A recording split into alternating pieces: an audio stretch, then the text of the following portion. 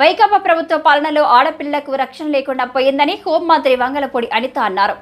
కోనసీమ జిల్లా అంతర్వేది లక్ష్మీ నరసింహస్వామిని ఆమె దర్శించుకున్నారు. అనంతరం నిర్వహించిన మీడియా సమావేశంలో మాట్లాడారు. 5 ఏళ్ల కాలంలో అనేక మంది ఆడపిల్లలపై అఘాయిత్యాలు జరిగాయన్నారు. రాష్ట్రంలో గంజాయి విపరీతంగా పెంచేశారని ఆవేదన వ్యక్తం చేశారు. పోలీస్ వ్యవస్థను వైకాపా ప్రభుత్వం నిర్వీర్యం చేసిందన్నారు. అన్ని అంశాలపై పోలీస్ శాఖ ఉన్నతాధికారులతో సమీక్షిస్తామని తెలిపారు. అంతర్వేది లక్ష్మీ నరసింహస్వామిని దర్శించుకోవడానికి రావడం జరిగింది. నేను ఎన్నికల ప్రచారం కూడా స్టార్ట్ చేసేటప్పుడు కూడా అంతర్వేది వచ్చి లక్ష్మీ నరసింహస్వామిని దర్శించుకొని ఆ తర్వాత ఎన్నికల ప్రచారం కూడా స్టార్ట్ చేయడం జరిగింది. అందులో భాగంగానే గెలిచిన తర్వాత వద్దామని నేను ఇక్కడికి అనుకున్నాను. అందుకే మళ్ళీ ఇక్కడికి వచ్చి లక్ష్మీ నరసింహస్వామిని దర్శనం చేసుకొని స్వామివారి ఆశీస్సులు తీసుకొని రాబోయే కాలంలో యాజ్ ఏ హోమ్ మినిస్టర్గా ఈ రాష్ట్రం తాలూకా రక్షణ విషయంలో కానీ మహిళల తాలూకా భద్రత విషయంలోనే కానీ దైవానుగ్రహం కూడా నా మీద ఉండాలని మనస్ఫూర్తిగా నేను ఇక్కడ కోరుకొని నేను వెళ్తున్నానండి.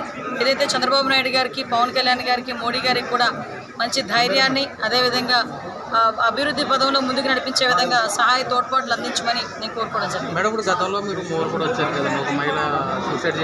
ఎగ్జాక్ట్లీ అమ్మాయి సూసైడ్ చేసుకుంటే ఇక్కడికి వచ్చి వాళ్ళ ఇంటికి కూడా పరామర్శించడం జరిగింది.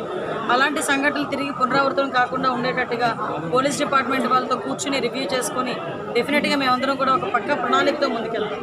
ఏదైతే రాష్ట్రంలో గంజాయి డ్రగ్స్ విపరీతంగా పెరిగిపోయి ఉన్నాయి, అదేవిధంగా ఆడపిల్లల మీద అఘాయిత్యాలు కానీ ఆడపిల్లల మిస్సింగ్ కేసులు కానీ చాలా ఎక్కువగా ఉన్నాయి లాస్ట్ 5 ఇయర్స్లో. క్రైమ్ రిపోర్ట్ చూసుకున్నా కూడా చాలా క్రైమ్ రిపోర్ట్ ప్రకారం కూడా అనేకమైన సంఘటనలు జరిగిన దాఖలాలు కూడా అఫీషియల్గా కనిపిస్తున్నాయి.